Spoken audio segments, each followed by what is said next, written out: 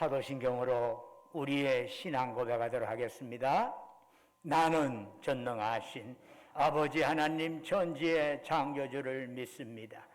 나는 그의 유일하신 아들 우리 주 예수 그리스도를 믿습니다. 그는 성령으로 잉태되어 동정녀 마리아에게서 나시고 본디오 빌라도에게 고난을 받아 십자가에 못 박혀 죽으시고 장사된 지 사흘 만에 죽은 자 가운데서 다시 살아나셨으며 하늘에 오르시어 전능하신 아버지 하나님 우편에 앉아 계시다가 거기로부터 살아있는 자와 죽은 자를 심판하러 오십니다. 나는 성령을 믿으며 거룩한 공교회와 성도의 교제와 죄를 용서받는 것과 몸의 부활과 영생을 믿습니다. 아멘. 자리에 앉으셔서 찬송가 36장 찬송 부르겠습니다.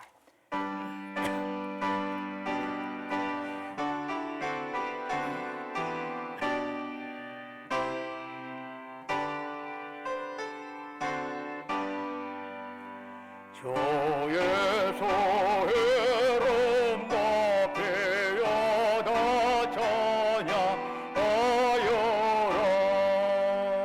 금열 여관을 들여서 모려해져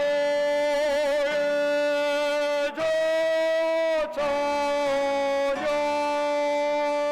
금열 여관을 들여서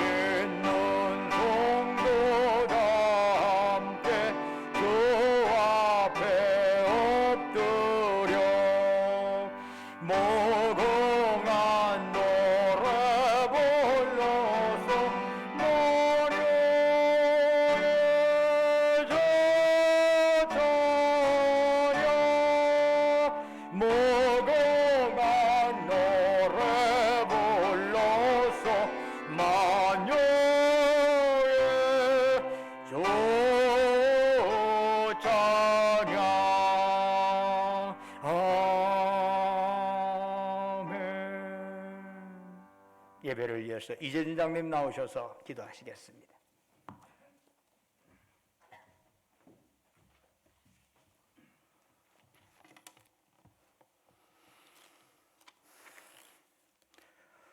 만국의 근원 되시며 만유의 주제가 되시는 아버지 하나님, 높으신 주의 이름을 찬양드립니다. 두세 사람이 모인 곳에 함께 계신다고 하신 말씀대로 예배드리는 이 신광재단에 임하여 주시니 또한 감사를 드립니다. 주께서 택하여 주신 우리 신광 성도들에게 세상이 줄 수 없고 알 수도 없는 은혜와 평안을 충만하게 내려주시기를 간절히 기도드립니다. 예배를 통해 주신 모든 것이 하나님 은총임을 고백하오니 이 시간 드리는 예배를 기뻐 받아주시옵시고 홀로 영광 받으시옵소서.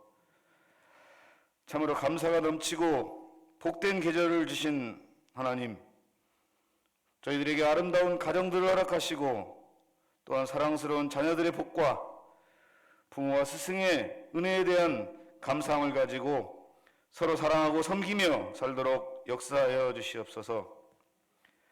신광교회를 사랑하시는 하나님, 이 시간 우리 교회를 위해 기도드립니다. 하나님, 거룩한 뜻으로 세워진 우리 교회를 믿음의 반석 위에 굳건히 지켜주셔서 이 지역에서 하나님의 나라가 전파되고 확장되는 복음의 전초기지가 되게 하여 주시기를 간구드립니다.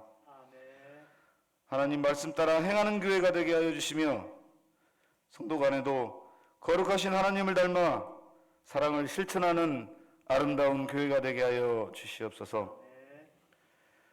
은혜의 하나님, 여전히 코로나19로 일상이 회복되지 못한 채 가게와 기업이 어렵고 힘든 시간을 보내고 있습니다.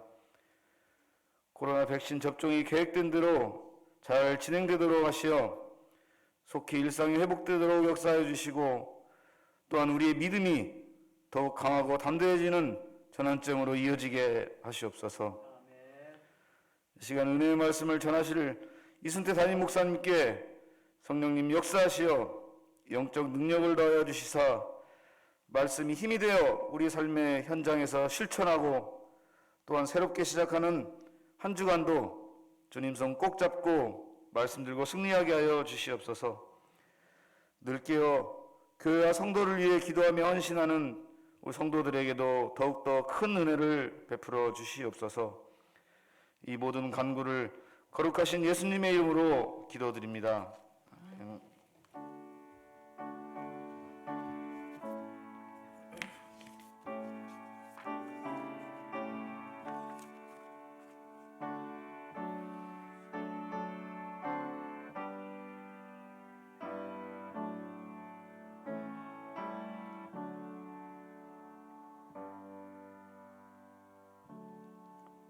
할렐루야.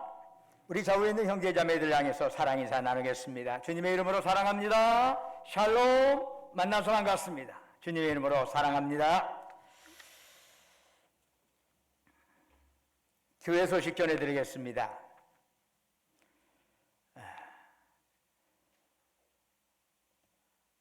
6월 1일이 화요일입니다. 이번 주 화요일 월삭 새벽 기도회가 있습니다. 코로나로 인해서 어려운 터널을 우리가 지나가고 있습니다. 이런 때일수록 우리에게 필요한 것은 기도입니다. 걱정 대신 기도 한 번 더 하고, 염려 대신 기도 한 번 더 하고, 불안하면 기도 한 번 더 하고, 기도를 통해서 문제를 해결받아야지. 기도는 제쳐놓고 어떻게 하면 좋겠나라고 탄식하는 것은 믿는 기독교인들의 적절한 태도는 아닙니다. 믿는 사람들은 먼저 어려울 때일수록 기도로 나아가는 것이 당연한 기본의 모습 아니겠습니까? 기도로 열심히 나오셔서 6월 한 달 동안도 주님의 은혜 가운데 살게 해주시라고 월삭새벽 기도에 참여해 주시면 감사하겠습니다. 지난 5월 16일에 공동회를 개최했습니다. 그런데 이 개최한 공동회의 마무리가 미진하다는 의견, 그리고 교회인 상당수가 그 내용에 대해서 오해하고 있다고 하는 의견이 접수되어서 당의 결의로 인해서 공동회를 6월 6일에 다시 개최하기로 결정했습니다. 안건은 전에 있던 것과 동일합니다. 이순태 담임 목사의 자원은퇴 당의 결의 내용 보고의 건인데 이 문제에 대해서 다시 한번 좀 더 오해가 없도록, 그리고 우리 교우들이 한마음이 될 수 있도록 하기 위한 공동회를 개최합니다. 이를 위해서 여러분들이 필요한 것이 뭐죠? 기도입니다. 기도로 함께 동참해 주시면 감사하겠습니다. 피택장로 교육 계속 진행되고 있습니다. 피택장로들을 위해서도 여러분 많이 기도해 주시면 감사하겠습니다. 그리고 어제 우리 신재현 집사님의 차녀인 신다희 양이 결혼을 했어요. 그래서 신재현 집사님이 고맙다고, 감사하다고 우리 교우들에게 떡 선물을 하나씩 하신다고 그럽니다. 이따 나가실 때 웬 떡이냐 하지 말고 결혼떡입니다 하면서 신지연 집사님에게 감사하면서 축하해 주시면 고맙겠습니다. 네, 나머지는 주보로 참조해 주시고 찬송가 433장 부르시면서 하나님께 예물 드리겠습니다.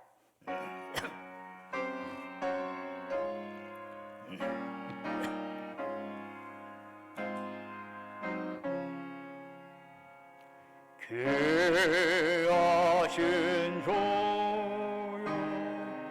날 붙드사 주께로 날마다 더 가까이 저 하늘 너로 나 올라가 그저의 봄 안에 늘 안기어 영생의 복 받기 원합니다.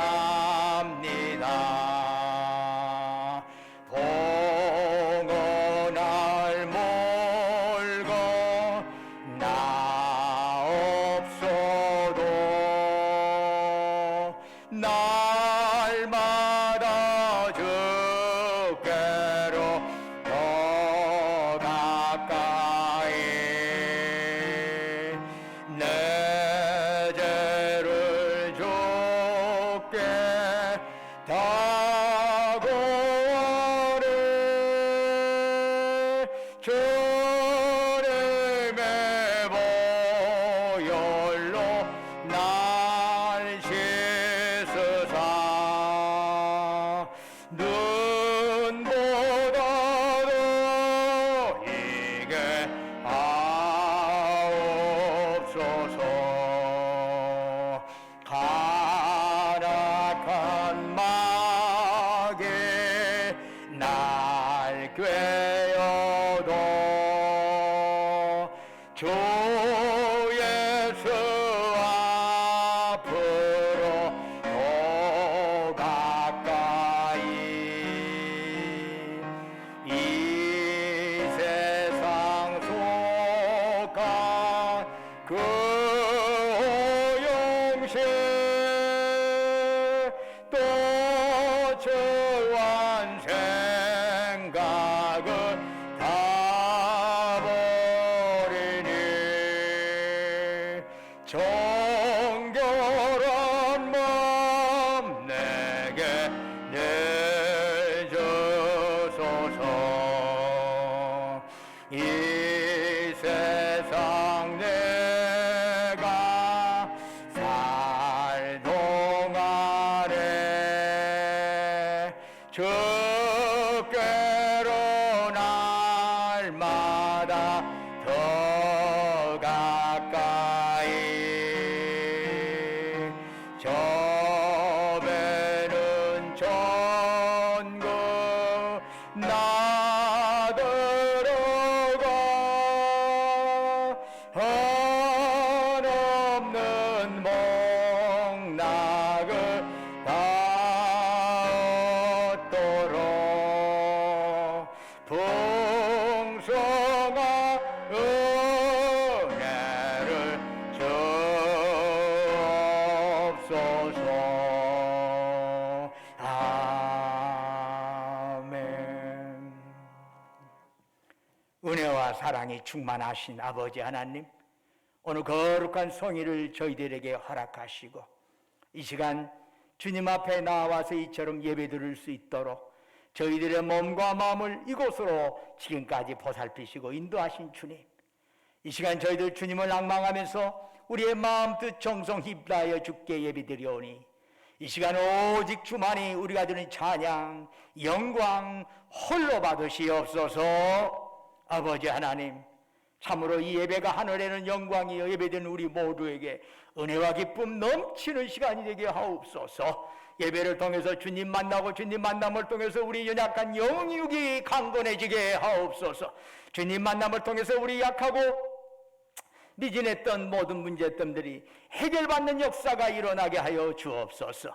사모하는 심령으로 고개 숙인 저의 백성들에게 이 시간 성령으로 충만하게 역사하여 주옵시고, 주께 드린 이 예배 후에 사탄막이 틈타지 못하도록 주님이 지키시고 인도하여 주시옵소서. 아버지 하나님, 주께서 우리에게 베풀으신 그 사랑, 은총 생각하면서 이 시간 주님 앞에 예물 드리옵니다. 바치는 심령 후에 하늘의 문을 여셔서 큰 복 내려 주옵소서. 11조로 주께 바칩니다. 범사에 감사해서 범사한금 드립니다.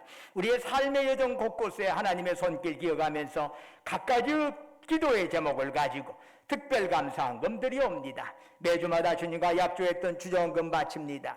너희는 땅끝까지 가서 내 증인 되어라. 주의 말씀 가슴에 새기면서 해외 성경금, 국내 성경금 바치옵니다.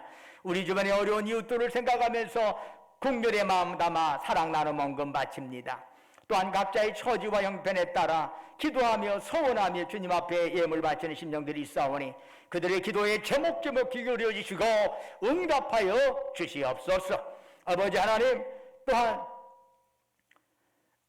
우리 전주 신광교회를 지금까지 보살피시고 인도해 주신 것 감사합니다.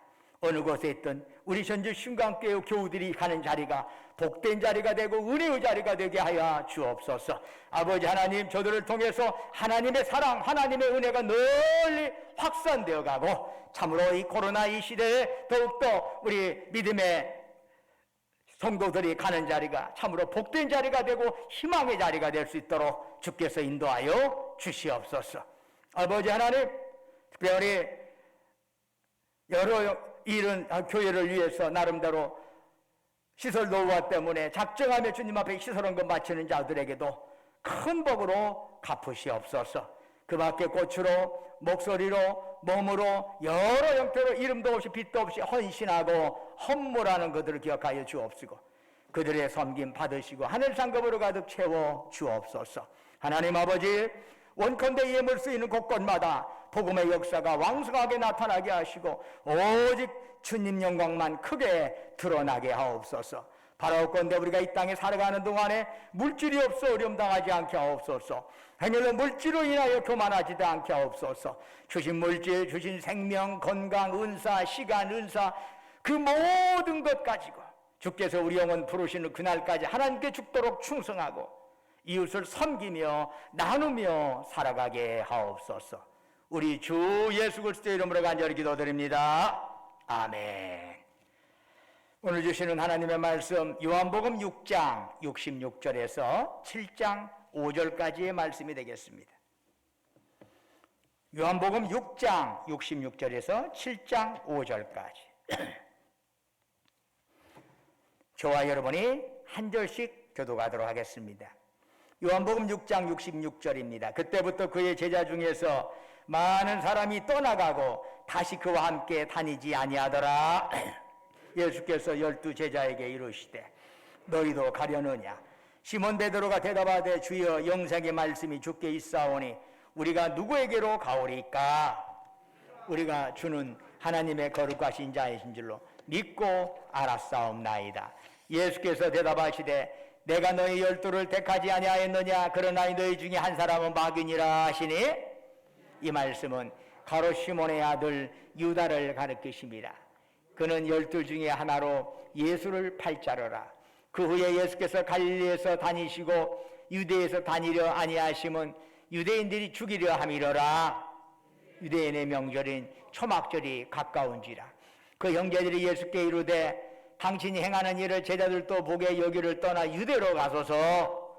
소수로 구하면서 묻혀서 일하는 사람이 없나니 이 일을 행하려 하거든 자신을 세상에 나타내소서 하니 함께 읽겠습니다. 이는 그 형제들까지도 예수를 믿지 아니함이로라. 아멘.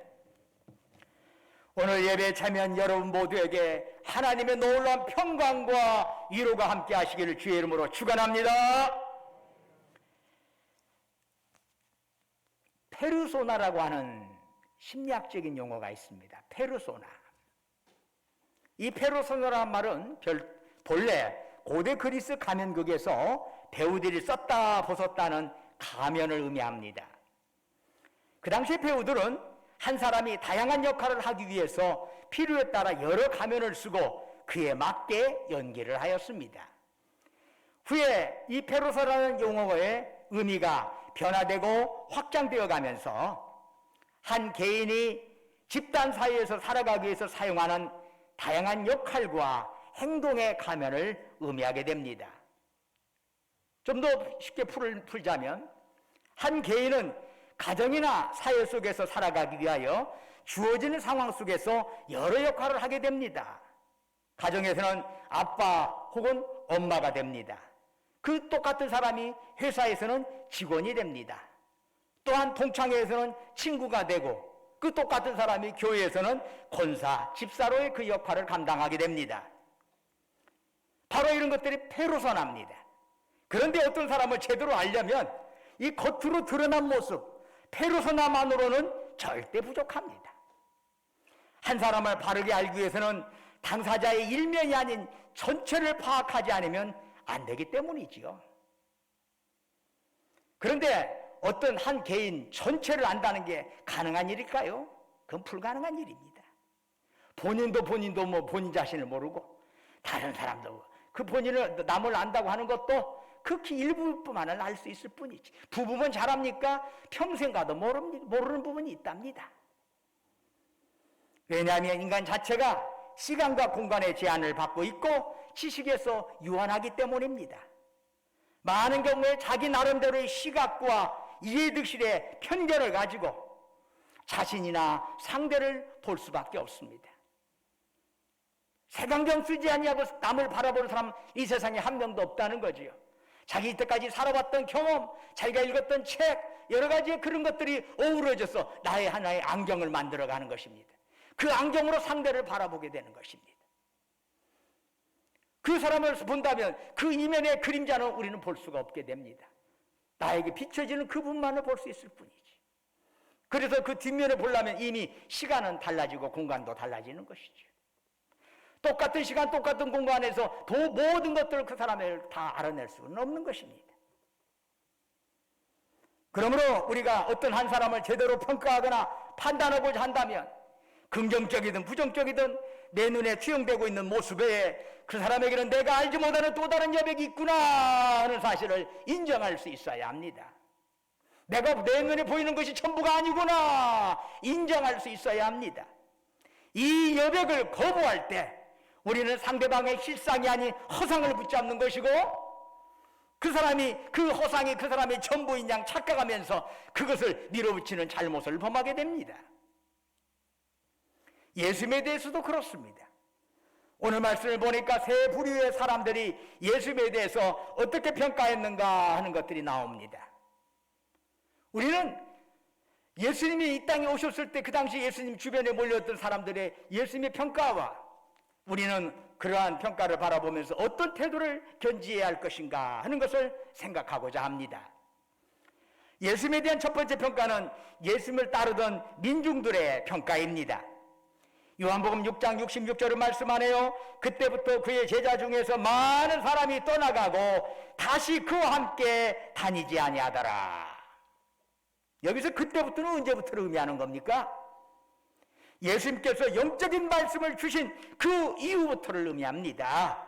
요한복음 6장 48절에서 예수님께서 내가 곧 생명의 떡이다 말씀하셨습니다. 그런가 하면 요한복음 6장 54절에서 내 살을 먹고 내 피를 마시는 자는 영생을 가졌고 마지막 날에 내가 그를 다시 살리리니 라는 말씀도 하십니다. 이 같은 예수님의 가르침에 대해서 민중들은 수군거리기 시작했습니다. 왜요? 도저히 주님의 가르침을 이해할 수 없었기 때문이죠. 결국 그들 대부분이 주님을 떠나갔습니다. 요한복음 6장 66절은 그들을 제자라고 지칭하고 있는데 주님께 몰려왔다가 등을 돌리고 떠나버린 이들은 도대체 누구일까요? 또 그들은 왜 주님을 떠났을까요? 이들은 오병이어의 기적을 직접 경험한 자들입니다. 예수님께서는 보리떡 5개와 물고기 2마리로 장정만 개수해서 5,000명이나 되는 많은 사람들을 배불리 먹이셨습니다. 이 놀라운 역사를 경험한 무리들은 그 감동이 얼마나 컸던지 예수님을 즉석에서 그들의 왕으로 옹립하려고 한 적도 있습니다. 이때 예수님께서는 그들의 요청을 단번에 거절하시고 산에 오르시어 기도하셨습니다. 그리고 그날 밤 갈릴리 바다 한가운데서 폭풍으로 시달리는 제자들을 구원하시고 함께 가버나움으로 건너가셨습니다. 그러나 오병이어의 기적을 체험한 사람들은 결코 주님을 포기하지 않았습니다. 이튿날 아침 그들은 여기저기 주님 찾자 도저히 안 보이는 거예요. 그래서 주님을 찾아 바다를 건너서 가버나움까지 쫓아왔습니다. 주님께서는 그들에게 하나님의 뜻과 영생에 대해서 가르치셨습니다. 그런데 그들은 예수님의 가르침을 들은 후에 곧장 주님을 떠나고 말았습니다. 여러분 이상하지 않아요? 바다를 건너서까지 주님을 찾아온 자들인데 왜 그렇게 미련 없이 주님께 등을 돌릴 수 있을까요? 우선 그들은 주님이 어떤 분인가를 잘 알고 찾아온 것은 결코 아닙니다. 그들이 주님을 찾은 동기는 오병이어의 기적을 행하신 주님의 그 능력을 보고 그 능력으로 자신들의 욕망을 성취할 수 있겠다라고 하는 기대감을 가지고 온 거예요. 그런데 주님은 자신이 하늘에서 내려온 생명의 떡이라 말씀하십니다. 내게 오는 자는 주님이 다시 마지막 날에 다시 살리신다 말씀하십니다. 내 살을 먹고 내 피를 마셔야 한다고 영원한 생명을 너희들이 얻을 수 있다고 말씀하시는 겁니다. 여러분 얼마나 기가 막히게 좋은 주님의 약속이에요. 그러나 지금 주님 주변에 모여든 무리들이 원하는 것은 그런 약속, 그런 말씀이 아니었어요. 그들은 지속적으로 오병이어와 같은 놀라운 기적이 자기들에게 일어나기를 바랬던 거예요. 한 번이 아니라 이런저런 그냥 기적들이 펑펑펑 터져나고 그 안에서 그냥 이들은 행복하기를 원했던 겁니다. 그런데 주님은 그야말로 시샘말로 쇠뚱빠진 소리만 하고 있어. 뭐 영생 얘기를 하고 내 살을 먹어야 한다고 내 피를 먹어야 그게 아니라 떡을 더 줘 지금. 아니 고기 좀 더 줘. 당장 필요한 것들이 그거니까 그것부터 주소. 이런 얘기잖아요. 이것이 충족이 안 돼요. 어허 문제가 있네 저 예수님. 밀물처럼 예수님에게 몰려왔던 자들이 썰물처럼 그 자리를 떠나갔습니다. 이들은 예수님에 대해서는 우적이었지만은 자신들의 욕망을 예수님보다 더 우선으로 내세웠던 자들입니다. 예수님에 대한 둘째 평가는 전통적인 유대인들의 평가입니다.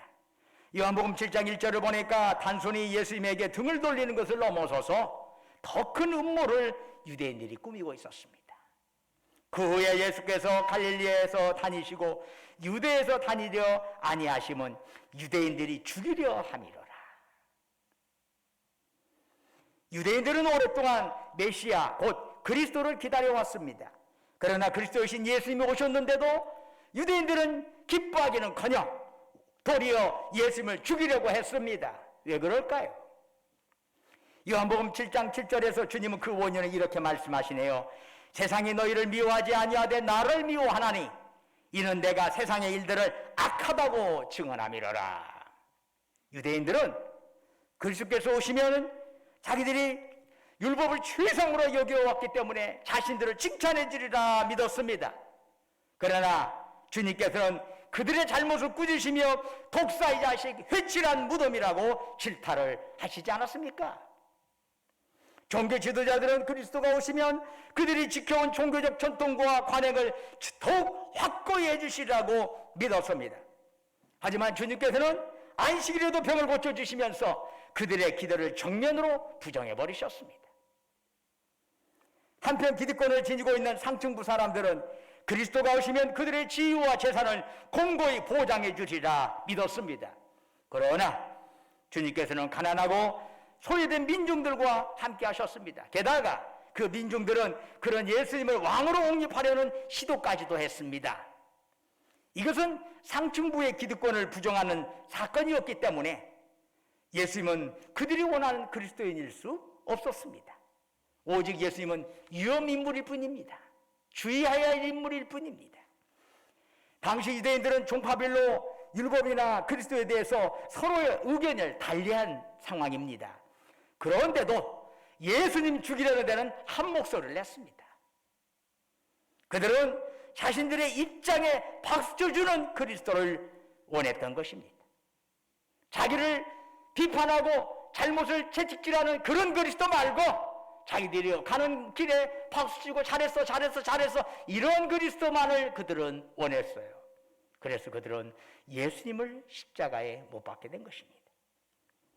예수님에 대한 셋째 평가는 무엇입니까? 예수님 형제들의 평가입니다. 요한복음 7장 5절은 이렇게 말씀하네요. 이는 그 형제들까지도 예수를 믿지 아니함이로라. 한 핏줄 나는 형제는 세상 누구보다 가까운 사이일 겁니다. 그러므로 세상 모든 사람들이 오해하고 곡해할지라도 형제들만은 예수님을 믿어줘야 하지 않겠습니까? 그러나 예수님의 형제들은 예수님을 믿지 못했습니다. 예수님을 그리스도로 인정하지 않았습니다. 물론 그들은 예수님이 누구인가를 자신들이 잘 알고 있다고 생각을 했습니다. 그들은 예수님의 어머니가 누구인지 압니다. 바로 자기들의 어머니 마리아입니다. 예수님은 자신들과 한솥밥을 먹어온 자신들의 맏형이었습니다. 그들은 예수님의 직업도 잘 알고 있었습니다. 갈릴리 나사렛 목수입니다. 그들은 예수님을 개인적으로 세상 누구보다 잘 아는 자들이었습니다. 그런데 어느 날부터 형님이 이상하기 시작했어요. 형님인 예수님이 자신이 하나님의 아들이라고 말하는 것입니다. 자신이 하늘에서 내려왔으므로 이제 곧 하늘로 올라갈 것이라고 하는 말도 합니다. 하나님이 내 안에 있고 내가 하나님 안에 있다는 말도 합니다. 예수님과 함께 동고동락을 해온 동생들로서는 그런 황당한 소리를 하는 형님 예수를 도저히 받아들일 수가 없었습니다. 이때까지 30년의 모습과는 전혀 다른 거예요. 적어도 그런 예수님의 모습은 이전에 그들의 형님으로서 목수로서 일을 하던 그 모습 아니었던 것이죠. 이런 낯선 예수님을 동생들은 도저히 받아들일 수 없었습니다. 자신들이 가지고 있던 틀 안에서는 달라진 예수님을 도저히 끼워 맞출 수가 없었습니다. 즉 예수님의 동생들은 예수님을 잘 안다고 생각을 했지만 사실은 제대로 모르고 있었던 것입니다. 예수님에 관한 부분적인 지식은 가지고 있을지 몰라도 그 부분적인 지식을 가지고 예수님 전체를 아는 것처럼 착각을 했던 것입니다. 오병이의 기적을 경험하고 환호를 올렸던 민중들이나 전통적인 유대인들이 그리고 예수님의 형제들 모두 메시아를 기다렸습니다. 그러나 메시아가 정작 그들 앞에 나타났을 때 그들은 모두 메시아를 배척했습니다. 왜 그랬을까요? 그들은 자신들이 경험한 예수님보다 더 큰 여백이 예수님에게 있다는 사실을 깨닫지 못했고 인정하지도 않았습니다. 자신들의 시각의 한계를 인정하지 못하고 자신들의 판단이나 자신들의 생각을 절대화해버렸습니다. 내 생각이 옳아. 내 생각이 내 판단이 절대 옳아. 결국 그 판단이 하나님의 판단이 되는 것이 되는 거예요. 그렇게 되면 여러분, 인간이 하나님 되는 거냐? 금방 되는 겁니다. 자기 생각을 절대화할 때, 자기 추측을 진리로 받아들일 때 그것이 바로 자기가 하나님이 되는 것이에요. 다른 가능성에 그들 생각에 끼어들 자리가 없어요. 결국 그들은 자신들의 편견, 왜곡된 감정, 이기심의 눈에 투영된 예수님의 모습이 예수님의 전체라고 판단을 했습니다. 바로 이것이 누구보다도 일찍 주님을 만나는 은혜를 입었음에도 불구하고 주님을 스스로 부정하는 어리석음을 범하게 된 이유입니다. 오직 자신의 욕망을 좇아 예수님 주변에서 서성이다가 모두 사라진 후에 그 자리에는 처음부터 주님을 따랐던 12명의 제자들만 남게 되었습니다. 예수님께서 그들에게 말씀하시네요. 너희도 가려느냐? 주님의 이 질문에는 인간에 대한 배신감과 그로 인한 고독감이 깊이 배어 있습니다. 너희도 가려느냐? 이 질문에 베드로는 시원스럽게 대답을 합니다. 주여, 생명의 말씀이 주께 있사오니 우리가 누구에게로 가오리까? 우리가 주는 하나님의 거룩하신 자이신 줄 믿고 알았사옵나이다. 참으로 주님의 제자다운 멋진 답변입니다. 수많은 사람들이 주님께 몰려왔습니다. 그들은 모두 자칭 주님의 제자들이었습니다. 그러나 그들은 참다운 제자들은 아니었던 것이지요. 그들은 자기 허상에 빠져 주님을 따랐다가 주님을 떠나버린 자기 욕망들의 노예에 불과한 것입니다. 물론 남은 열들 중에도 자신의 목적을 위하여 주님을 밀어넣지 팔아버리는 마귀도 섞여 있었습니다. 그런데도 어떻게 베드로만은 제자다운 모습을 고수할 수 있었을까요? 너희도 가려느냐? 주님의 이 안타까운 물음에 주여 영생의 말씀이 주께 있사오니 우리가 누구에로 가오리까? 이 고백을 베드로가 했는데 어떻게 베드로가 그런 고백을 할 수 있었을까요? 베드로가 이미 그만한 영적 수준에 도달해 있었을까요? 전혀 그렇지 않습니다.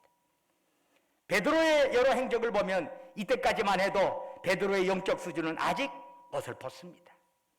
그런데도 베드로가 주님께 감동적인 고백을 할 수 있었던 이유는 무엇일까요? 우리는 요한복음 6장 65절에서 그 주님 주신 말씀에서 그 이유를 찾아볼 수 있습니다.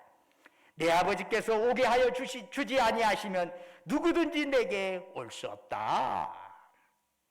베드로가 주님을 잘 따르게 된 것은 그가 잘나서가 아니야, 능력에 탁월해서도 아니야. 오직 하나님 아버지께서 당신의 방법으로 그를 선택하시고 당신의 방법으로 그를 불러주시고 구원하여 주신 결과인 것입니다. 즉 하나님의 사랑이 베드로로 하여금 그런 고백을 할 수 있게 하신 것입니다. 그래서 모두들 주님을 떠나는 상황에서도 베드로는 주님의 사랑 안에서 영생의 말씀이 주께 있사오니 우리가 누구에게로 가오리까 고백할 수 있었던 것입니다. 그 사랑으로 인해 후에 베드로가 결정적인 순간에 주님을 배신한 후에도 회개하면서 통곡할 수가 있었던 것입니다. 어떻게 그게 가능한 일인가요? 주님의 사랑 그걸 꼭 붙잡았기 때문이에요. 내가 잘나고 못나고를 제쳐놓고 내가 주님의 사랑을 제대로 믿고 살아가느냐, 주님의 은혜를 제대로 믿고 은혜에 감사하면서 살아가느냐, 이것이 신앙의 좋고 나쁨을 결정짓는 것이지 성경에 대해서 얼마나 많은 지식을 가지고 있느냐, 내가 성경에 대한 교회를 했는데 내가 40년 다니냐 50년 다니냐, 이것 가지고 그 사람에 대한 영적 수준을 결정하는 거 아닙니다. 영적 수준은 주님의 사랑에 얼마나 내가 그 사랑을 느끼면서 살아가느냐, 주님의 은혜 입술로만 하지 말고 내 삶으로 얼마나 은혜 느끼면서 감사하느냐, 이것이 영적 수준이지. 성경에 대한 지식 창세기부터 말라기까지 다 윈다 할지라도 이러한 주님의 사랑에 붙들림 받지 못하면 그것은 컴퓨터나 다를 바가 없어. 컴퓨터도 다 알아요. 창세기부터 말라기까지 다 외워. 그러면 그 컴퓨터 안에서 그 뜨거운 주님의 사랑이 느껴지는가요? 그건 아니지 않습니까? 주님의 그 사랑 알았기 때문에 무식한 갈릴리 어부가 위대한 사도로 거듭날 수 있었던 것입니다. 주님께서는 내가 거룩한 것처럼 너희도 거룩하라 말씀하십니다. 즉 경건훈련을 명하신 겁니다. 그렇다면 우리는 어떻게 경건을 훈련할 수 있을까요? 우리 자신의 능력만으로 의지하면 반드시 실패하게 됩니다. 오직 하나님의 사랑 안에 거할 때만 우리는 경건해질 수 있고 영적인 사람이 될 수 있습니다. 그렇습니다. 추악한 죄인인 나를 택하여 주시고 의롭다 인정해 주시고 하나님 자녀 삼아 주시고 영생으로 인도해 주신 것 온전히 하나님의 사랑입니다. 사랑하는 여러분, 이 사실 결코 잊지 마시기를 바랍니다. 그렇지 않으면 나의 열심으로 그렇게 된 줄로 착각하고 나의 공과에 빠져가지고 스스로 교만죄에 빠져들어가게 되는 것입니다. 교만죄에 빠져가 들으면 어떻게 돼요? 내가 하나님이 되어버려. 그렇게 되면 다른 사람들은 다 나보다도 못하고 어설픈 사람처럼 느껴지고 나는 이렇게 했는데 딴 사람 그렇게 하지는 몰라 하면서 결국에는 다른 사람 비판하고 평가하는 자리가 되는 것이고 자신이 하나님의 재판석에 딱 앉아있게 되는 것입니다. 사랑하는 여러분, 항상 하나님 안에 사랑 안에 거하시기를 주의 이름으로 축원합니다. 어떤 상황에서도 그 사랑 안에서 감사하면서 죽을 때까지 감사하면서 죽을 때까지 은혜 안에 머물면서 걸어가는 인생 되시기를 주의 이름으로 축원합니다. 은혜와 사랑이 충만하신 아버지 하나님,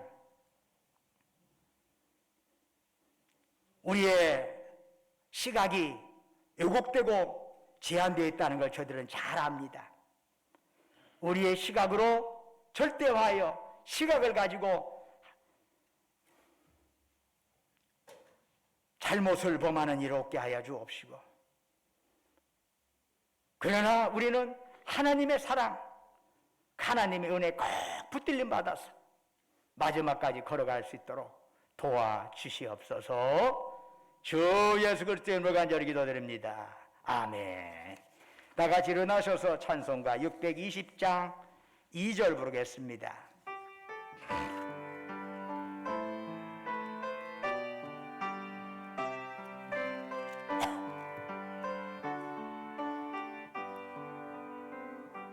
주님이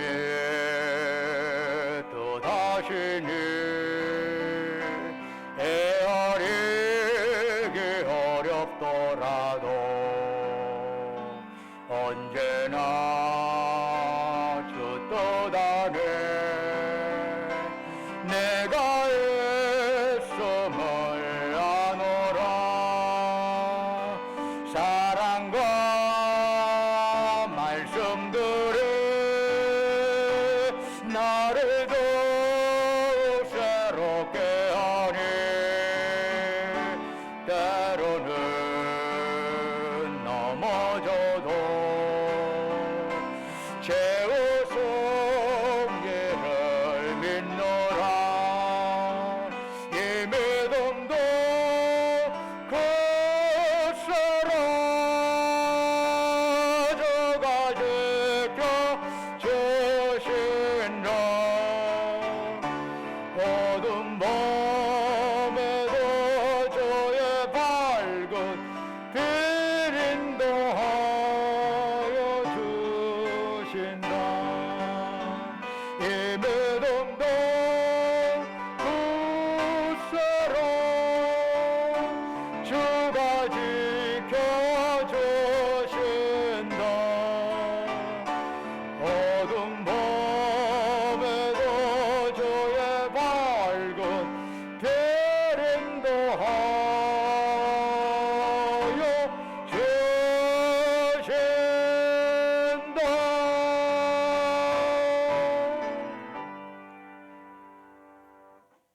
이제는 우리 주 예수 그리스도의 은혜와 아버지 하나님의 만극하신 사랑과 성령님의 이루하시고 교통하시고 충만케 하심의 역사가